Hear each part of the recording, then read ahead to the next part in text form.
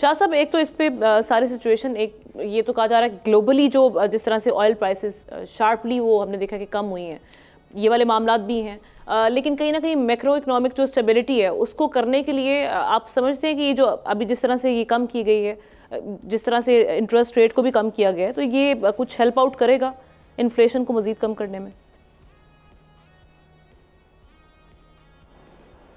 देखिए, ऑब्वियसली करेगा। इसमें दो बड़ी इंपॉर्टेंट रीजंस मेरी नज़र में है। एक तो आप देखें कि स्टेट बैंक के जो रिज़र्व है $950 अरब तक अभी मौजूद है, जो कि स्टेबलाइज है, और अगर मार्केट वैल्यू उसमें डाली जाए तो तकरीबन इस वक्त जो है वो रिज़र्व $1450 अरब तक पाकिस्तान के हैं। तो मेरे ख्याल में एक अच्छा साइन है। दूसरा, जो इस अपार्ट फ्राम जो इंटरनेशनल ऑयल प्राइसेस में कमी की वजह है, आप देखें आपके यहाँ पिछले 2 माह में जो इन्फ्लेशन रेट है वो सिंगल डिजिट में आ गया 9.64। ये एक बड़ा अच्छा एक इनिशिएटिव था इस वक्त जो है वो रेट कम करने का। दूसरा, एक जो बड़ी इम्पोर्टेंट चीज़ है वो मेरे ख्याल से ये है कि आलमी सतह पे जो भी मामलात अपनी जगह पे हो रहे हैं, लेकिन ये 2 चीज़ें बड़ी इंपॉर्टेंट है। लेकिन इस वक्त जो फ़ायदा होगा वो ऑब्वियसली मईशत को और जो लोग हैं उसको, उनकी इकॉनमी को जो है वो इंटरेस्ट रेट से कम करने में ज़्यादा मामलात मिलेगी।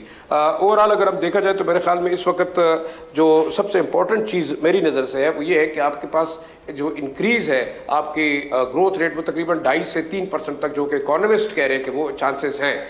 एक्सपेक्टेशन ये थी कि मेरे ख्याल में ये करेंगे कोई 1 से 1.5% तक, लेकिन अगेंस्ट एक्सपेक्टेशन आपको तकरीबन 2% तक इंक्रीज मिली है, डिक्रीज मिली है। स्टेबलाइजेशन अगर आप ओवरऑल देखा जाए, आपकी कंसिस्टेंसी अगर पॉलिसीज़ की है तो मेरे ख्याल में चीज़ें आगे जाएंगी। लेकिन फिर भी हमने जो बात करे थे एहतशाम साहब के बेल्ट टाइटनिंग, आप अपने एक्सपेंडिचर्स को आपको कम करना पड़ेगा, जो एक्स्ट्रा एक्सपेंडिचर्स है, और साथ साथ आपने ये देखना होगा कि आपकी जो एक्सपोर्ट वैल्यू जो है वो कितनी बढ़ती है। एक्सपोर्ट किसी भी मुल्क की इकॉनमी को जो है वो बूस्ट करने में बड़ा इंपॉर्टेंट किरदार अदा करती है। तो अभी हमने देखा है कि एनर्जी क्राइसिस है, आपके पास जो इन्वेस्टर है वो भाग रहा है। इस हालात के अंदर कैसे ये हेल्प आउट करेगा, लेकिन मेरे ख्याल से जो 2% का कट किया है ओवरऑल पॉलिसी रेट के हिसाब से, तो मेरे ख्याल में आयदा फ़ायदा होगा। दूसरा, अब जो एक्सपेक्टेशन है मज़ीद आपके मुल्क के अंदर जो कारोबारी तबका है वो ये एक्सपेक्ट कर रहा है कि तकरीबन 2025 तक ये 14.5% तक जाएगा, और वो एक रेशनलाइज रेट आपके पास 11, 11.5 से 14.5% रहा है हमेशा से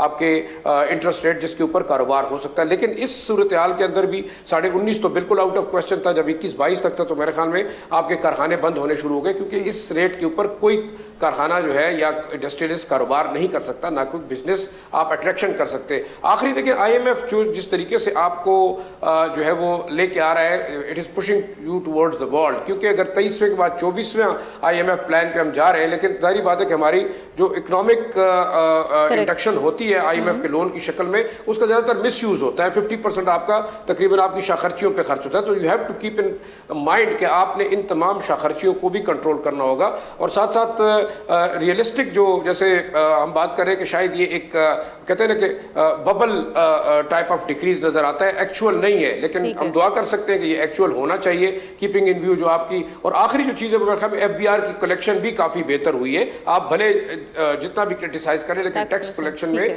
खातिर ख्वाह इंक्रीज के बाद मेरे ख्याल में स्टेट बैंक को ये फैसला करना चाहिए था, और उन्होंने नॉर्मली किया। तकरीबन 0.5% जो है वो ज़्यादा एक्सपेक्टेशन से इस दफ़ा जो इंटरेस्ट रेट जो है कम हुआ है।